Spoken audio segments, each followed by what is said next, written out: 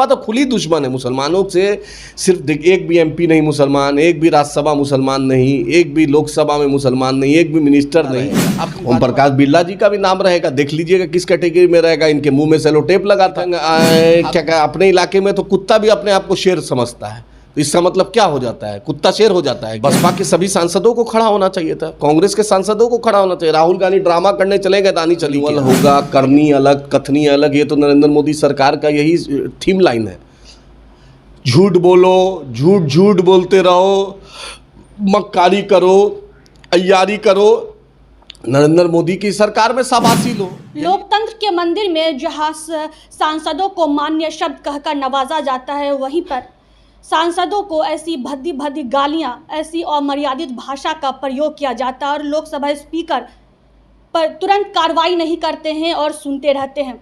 BJP सांसद रमेश विधुरी ने बसपा सांसद दानिश अली को ऐसी अमर्यादित भाषा का प्रयोग किया है जिसे अपनी जुबान पर भी लाने में शर्म आ रही है। हमारे साथ बात करने के लिए एमआईएम प्रवक्ता आदिल हसन है। क्या कहेंगे, क्या मुसलमानों की संसद में, सदन में यही इज्जत है?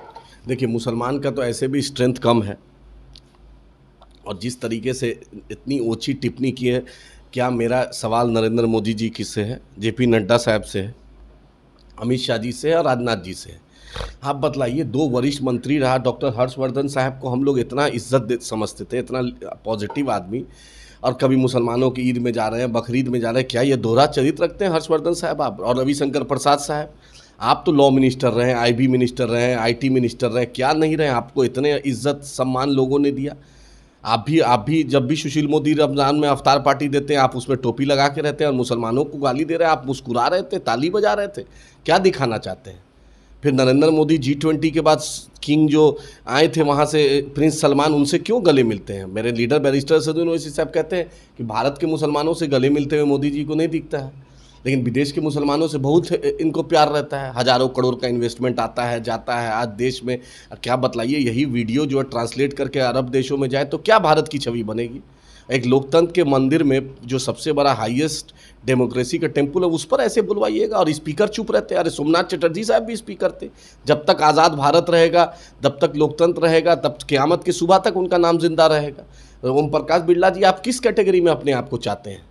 क्या लेके देख दीजिए, कोई परमानेंट होता है? पूछिए, सुमित्रा महाजन जी थी, उन्होंने क्या माइक कहाँ बंद करवाया? आज सुमित्रा महाजन जी को कोई पूछ रहा नहीं है। पूछिए, जिसने जैसा किरदार रखा उसको पूछा जाता है। मालवेंकर साहब भी थे सीएम, बालयोगी साहब भी रहे स्पीकर, अरे लोग उसी को याद रखता है। पीए संगमा साहब भी रहे, लोग उसी को याद रखता है जो अपने कैरेक्टर में डिग्निफाइड रहता है। जब अभद्र भाषा का प्रयोग किया जा रहा था, उस समय उनके पीछे, बीजेपी सांसद के पीछे पूर्व मंत्री हर्षवर्धन और क्या रविशंकर प्रसाद बैठ के हंस रहे थे, और स्पीकर भी कुछ नहीं कह रहे हैं, सिर्फ उसे कटाक्ष कर रहे हैं और तुरंत कार्रवाई नहीं कर रहे हैं। आखिर ऐसा क्यों हो रहा है? भाई यही तो दिखलाना। मोदी जी बोले कि बहुत अच्छा होगा, यहाँ पर अपना जो बोलेगा उसी पर दोबारा रिन्यूअल होगा, करनी अलग कथनी अलग। ये तो नरेंद्र मोदी सरकार का यही थीम लाइन है। झूठ बोलो, झूठ झूठ बोलते रहो, मक्कारी करो, अय्यारी करो। नरेंद्र मोदी की सरकार में शाबाशी लो, यही एक सच्चाई है। मोदी जी के सरकार में यही होता है कि मुसलमानों को गाली दो, उसको उन्नति देगा। मैं आज फिर बोल रहा हूँ आपको, लेकिन स्पीकर तो कार्रवाई कर सकते हैं ना, उनके हाथ में। आप सोमनाथ चटर्जी साहब भी स्पीकर देगा। जब तक आज़ाद भारत, जब तक दुनिया रहेगी, सोमनाथ चटर्जी साहब का नाम जिंदा रहेगा। ओम प्रकाश बिरला जी का भी नाम रहेगा, देख लीजिएगा किस कैटेगरी में रहेगा। इनके मुंह में सेलो टेप लगा था, हक बात बोलने में, हक कार्रवाई करने में। और उस वक्त कांग्रेस के वो थे साहब जो बैठे हुए थे उस वक्त उस कुर्सी पर, उन्होंने भी कुछ चुप नहीं करा। चलिए, एक लैंग्वेज प्रॉब्लम हो सकता है क्योंकि वो केरल से आते हैं, लेकिन बोलिए, प्रधान एक लव लेटर दिया गया है, नोटिस दिया गया। लव लेटर तो राजा सिंह को भी दिया जाता है। इलू इलू खेल रहे हैं क्या भाजपा? जेपी नड्डा और भुदुड़ी जो बैरिस्टर असदुद्दीन ओवैसी साहब को भी कहा था, तो ओवैसी साहब ने उसी तरीके से जवाब दिया था। हम तो जवाब देना जानते हैं, एमआईएम की यही खासियत है। अगर मुस्लिम को हमेशा ऐसे ही अपमान किया जाएगा भरी सदन में? बताइए भाई, देखिए यही इनका कैरेक्टर है। फजले हक खैराबादी से लेकर देश की आज़ादी में जो मुसलमानों ने कुर्बानी, क्विट इंडिया मूवमेंट किसने नारा दिया? मुसलमान ने। सरफरोशी की तमन्ना किसने दिया? मुसलमान ने। हिंदुस्तान जिंदाबाद के नारा किसने दिया? मुसलमान ने। अंग्रेज़ के खिलाफ सबसे पहले किसने लड़ा? टीपू सुल्तान ने। उसके बाद आप इनकलाब जिंदाबाद का नारा किसने दिया? मुसलमान ने। तिरंगा किसने दिया? मुसलमान ने। सब कुछ तो दिया। जब मेरे पास 2 ऑप्शन था, पाकिस्तान जा सकते थे, हम नहीं गए। हम बाई बर्थ भी इंडियन है, बाई चॉइस भी इंडियन है, मेरे बाप दादा ने ये फैसला लिया। आप कब तक हमारी देशभक्ति पे उठाइएगा? और आप गाली दीजिएगा। आप क्या गाली दे के साबित करना चाहते हैं? आप गाली दे के क्या दिखाना चाहते हैं? बहुत वीर हैं। अरे आप क्या अपने क्या अपने इलाके में तो कुत्ता भी अपने आप को शेर समझता है, तो इसका मतलब क्या हो जाता है? कुत्ता शेर हो जाता है क्या? अरे बोल दिए ठीक है। तुम अगर लगता है कि बेचारा दानिश अली साहब फिजिक में ऐसा नहीं था जो तुम सुना दिए, बसपा के सभी सांसदों को खड़ा होना चाहिए था, कांग्रेस के सांसदों को खड़ा होना चाहिए। राहुल गांधी ड्रामा करने चले गए दानिश अली के यहाँ, लेकिन मनन खान क्या नहीं गए नूह में, उनका कांग्रेस का एमएलए। तो ये ड्रामा जो कांग्रेस का जो हिपोक्रेसी है, और भाजपा तो खुली दुश्मन है मुसलमानों से। सिर्फ एक भी एमपी नहीं मुसलमान, एक भी राज्यसभा मुसलमान नहीं, एक भी लोकसभा में मुसलमान नहीं, एक भी मिनिस्टर नहीं। आप भाजपा से क्या तवक्को करते हैं?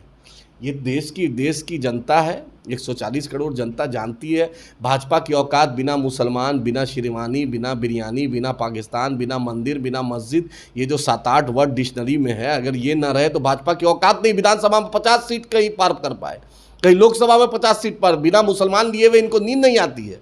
और ये मुसलमान, अगर आप मुसलमान को भूल जाएं, अगर मस्जिद, मंदिर, मुसलमान, बिरयानी, शेरवानी, टोपी, दाढ़ी भूल जाए, तो भाजपा की औकात नहीं चुनाव लड़ने की। इसके बाद भाजपा रोजगार पे बात नहीं करेगी, महंगाई पे करेगी नहीं। चाइना पे इनका 56 इंच 26 इंच बन जाता है। आप बोलिए अरुणाचल प्रदेश में हमारी बहनें जो नेशनल खिलाड़ी थी, उनको चाइना में रोक दिया गया, नहीं जाने गया। किरण रिजिजू क्यों नहीं बोल रहे हैं? अब मुंह में बोली बंद हो गई किरण रिजिजू की।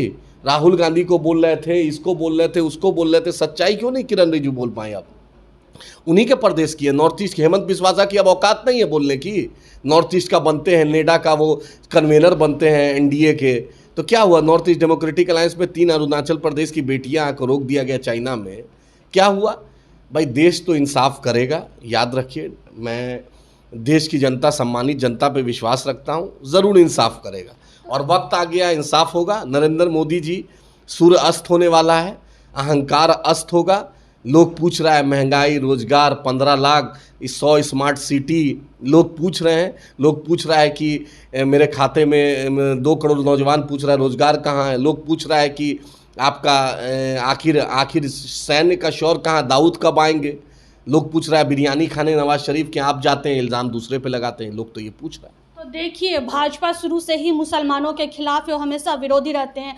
तो आपकी क्या प्रतिक्रिया है? आपने कमेंट बॉक्स में ज़रूर बताइएगा कि इस तरह से सांसद हो के एक तरह से अभद्र भाषा का प्रयोग करना, गालियां देना, किस तरह से ये अमर्यादित भाषा का प्रयोग करना सही है?